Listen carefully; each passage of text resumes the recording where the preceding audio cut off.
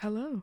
Hi. Lily Morris-Jones, how are you? I'm good, how are you? I'm alright. So, you've done a lot of gigging Yes. in the last few years. Yes.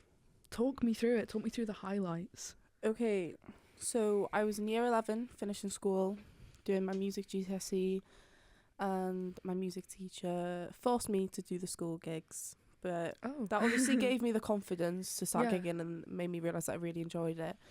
So coming into this course then, I already had a little bit of the confidence. Yeah.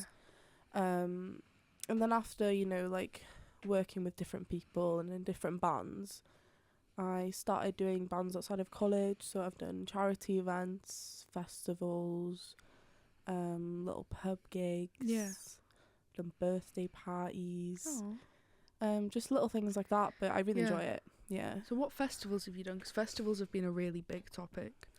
Well, I've done local, Did you do town ones. Kiriad? Yeah, I've done that one last year. I've got a Bangor Summer Festival coming up in this summer. That one's going to be really good. I think it's like Bangor's 60th birthday or something like that. Okay. Just like local villages. There's one in Rosnaker this summer, Oh. which Oshan's doing, which I could give you the information for. Please do. They need more performers. I'm thinking of doing it myself. Yeah, let me know. I will. But yeah, what's your view on the music scene in Gwynedd and Anglesey? Like, do you think there's enough going on, or do you think it's quite barren and bare? I think there is enough going on, but there's no room for progression. I feel like it's all open mics. Yeah. There's no money involved. That's one thing I really obviously agree with. For charity, and that's a great cause. I'm not denying that at all. But there's no way to make money as a performer. No, and it's not. I feel like you need to start. Obviously, start as with charities and just putting yourself out there, 100%. But you also do need just that little bit of for the motivation to keep going. And for travel even. 100%, and equipment, and obviously performance insurance, because it actually does cost a lot to do gigs. Oh, it costs so much. So especially when you've got to travel for it, and with it being 100%. such a Anglesey and Gwynedd are quite everywhere's dotted around, and everywhere's quite far away from each other. So traveling from one place to the other gets really expensive really quickly. Yeah. No, I don't. I think it could be a lot better. Yeah. And I think they don't give enough opportunities for new musicians either. Yeah. It's like a trust thing, because I've reached out to so many people, so many different places. Yeah. And they just give me nothing back. Once I say that I'm a new musician and I say that I've been performing for 2 years, they're like, nah. Yeah. It's they don't see it. It's sort of a prejudice, I suppose, 100%. where they don't feel like they can accept and trust new musicians. Yeah. Do you have anyone in the scene who you look up to, or you just really want to talk about because you like their music, or you have just opinions? Like an artist or somebody local? Artist, bands, just locally. Locally, Ellie Haf, 100%. Yeah. I grew up with her, and she's really, really helped me. I get to borrow her equipment, so that gives me more opportunities to do gigs and to perform. She gives me notes on my lyrics and my songs, and obviously she's come from a small town where there wasn't much music going around, and she's been able to make just a career over music in Welsh music, and she can still live locally. So I think that's really inspiring, because I really do enjoy Welsh music as well. A career fully out of Welsh language music is phenomenal, because music in Wales there's not enough of, but pure Welsh language music, we need more of it. 100%. Yeah. Because Welsh language music is beautiful. The lyrics are gorgeous. I love it so much. Yeah. And Welsh is not my first language by any means, but I think it's an amazing language, and I think music in other languages, any language really, there just isn't enough of it. No.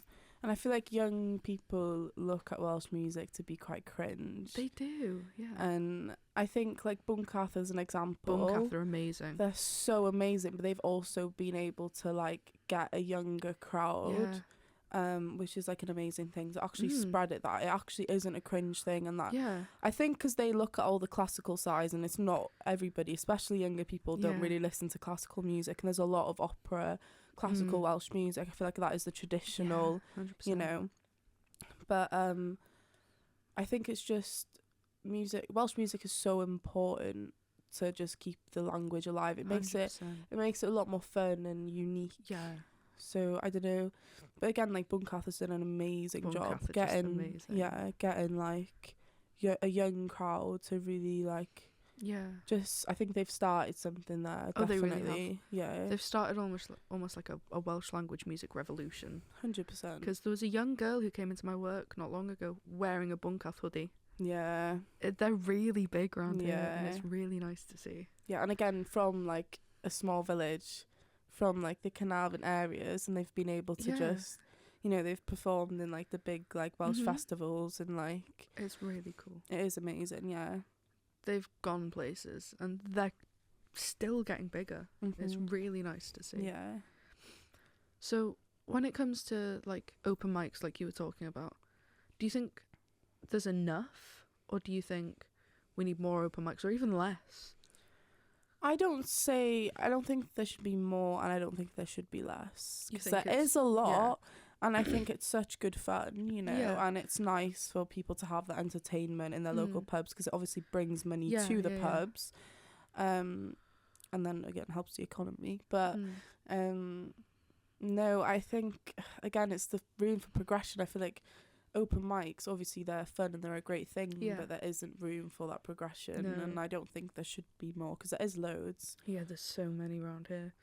I think the thing is, we need to keep the amount of open mics, but wherever the open mics are held, I think they should be saying like the owners of the pub should be saying like, hey, I really liked your music, do you want to come back for a gig? We'll give you this much money, we'll give you this long of a set time. That allows for more progression, and it makes what is quite a small music scene develop more, and it helps younger musicians achieve everything they want to, which is awesome. 100%. Where do you want to end up with your career? It's one question that I like asking. I love Welsh music, and it would be a dream to be able to write Welsh music, perform Welsh music. I've always wanted to travel the world and just sing and show Welsh music to people, but it's so difficult because Wales is so small. It's difficult to be able to really get yourself out there and get money and be able to actually make a living from Welsh music. So obviously, like, I would love to just like on the side, you know, co-write, co-produce, just to like help with the income. But I think the goal is to travel and to spread Welsh music and Welsh language. That's wonderful. Thank you so much. Thank you for having me. Podcast. Is there anything that you want to promote, like gigs, or shout your social media out? My social media is Lili Anne Music. I'll link it in the bio. Instagram, and then lily.anne.87 on TikTok. I'll link it all in the bio. We'll put it up on screen somewhere. Okay. Cool. Thank you so much.